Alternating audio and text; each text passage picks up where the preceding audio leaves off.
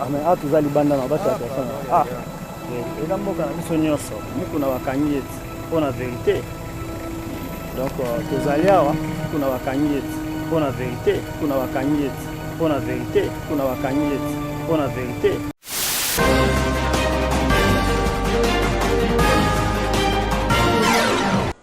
Voilà, on est toujours là. Pour un dossier avec Pascal Mukuna, on a parlé de justice, il y a Gombe, parquet général. Et les commandes Simbenga, Azalia, Azali fait moko, il y a journaliste au Boyebi, mon panti sango, il y a Christo, journaliste chrétien. Moi, je suis un par rapport au dossier au éclairci, mission de commandes. Tozana a depuis 11h, Tissiko, Tokomi presque 18h, avec Pascal Mukuna, on a limité. Vous avez un dossier d'engagement. Ndeko John, merci pour na ndengo pesinga maluba. Nazuba na mwa somo na kolenga nazomona ke match eke mabe. Nazomona vraiment ndenge mambu na basese ndenge tozoyoka il y a probabilité. Donc voilà un peu bamikolo batamayele, ils peuvent comprendre. Mais je crois qu'il y a beaucoup de leçons à tirer dans l'événement oyo, dans la situation oyo. D'ailleurs, comme ça va dans Zambie que na sepe na quelques pasteurs wazobenga biso John. Et ça là, na niveau église corps de Christ, et ça la passe makasi. Chose à la montagne ko sepela. Tout baluka boya pour bande ko bamona penza ke tozana parler de justice. Ce qui est na moto ayiko sepela na makambo yo baza mpagano. Mais moi na nzamba solo ayiko sepela likambo te otozo procès ndenge toyebo.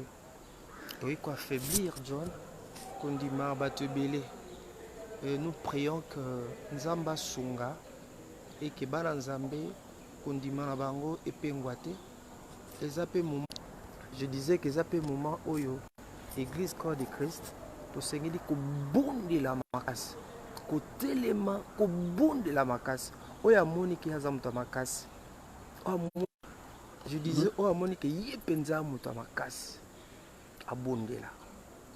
Pour n'andi quoi monique y a za faible, y a za musumuki, bah où bazo se sentir que baza macasse, bah bon de la. Et n'a ici que au moins même on est très affectés parce que nous sommes des chrétiens, nous faisons partie du royaume, les royaumes de notre Père.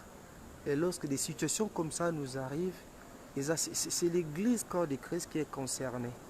Voilà pourquoi moi dans Zamba solo à moment où les moments tout bon de la peau na bilombe, tout bon de la peau na bahéros, tout bon de la pour na baton Zambé à tout.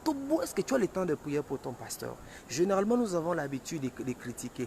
Est-ce que nous prions pour nos héros? Est-ce que nous prions pour nos leaders spirituels? Est-ce que nous prions pour nos artistes chrétiens?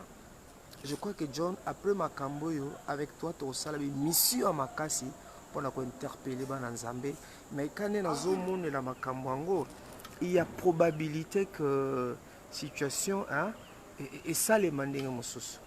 Voilà, toujours mais tozawa toliki ete tokomemela bango penza ba information sur base la kaka connecté pour tozalia tikino décision suka ekozwama. Oui, effectivement de John Dengolobi c'est depuis 11h to yaki awa pour ça la chose aller te bana nzambe ba yeba rapé mambo ezoleka et kosunga yona sika biloba loba. N'engi juste un moment de réflexion, moment de méditation, moment de prière. Nous sommes là jusqu'à la fin. Je crois que par la grâce de Dieu, de tenir informé de la manière dont Mambango Zolika maintenir ça, mon attitude à prière, tout bon de la surtout pour que faible qu'on dit Mambango Sanini et Bébate. Merci beaucoup. Voilà, Tozongela Bino, Bozala Kakawana, pour la Kolanda. Ensuite, il y a décision au final, il y a parquet. Merci, à très bientôt. Bande Kozolanda biso partout avec Pascal Mukuna, aza mappé ba mappé donc azokende prison ya makala biso tozakaka on a parlé de justice et ndé bozomona ozawani tutezali kuna et ezali ndeko na biso medaka Kongo et on a accueilli déjà ah mais tozali banda na bato ya personne eza mboka na biso nyonso Mukuna bakangi pour la vérité. Donc tozali awa tozuli bino donc bolanda ça fait très mal avec Pascal Mukuna bakangi bolanda événement ndeni ezo se passer biso en direct awa toza en direct il est 19h18 il est 19h18 minutes tozali awa na palais de justice à parquet à grande instance ya Gombe nde bisika wapi avec Mukuna babengaki ye na bamape ba il est aux arrêts encore. Vous comprenez que quoi dire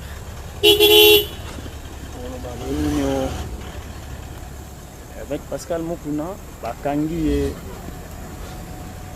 azokende prison ya Makala téléphone kangami pe charge botala banda tongo na serveur bino moi image bozui wana bo se serveur na téléphone mobulu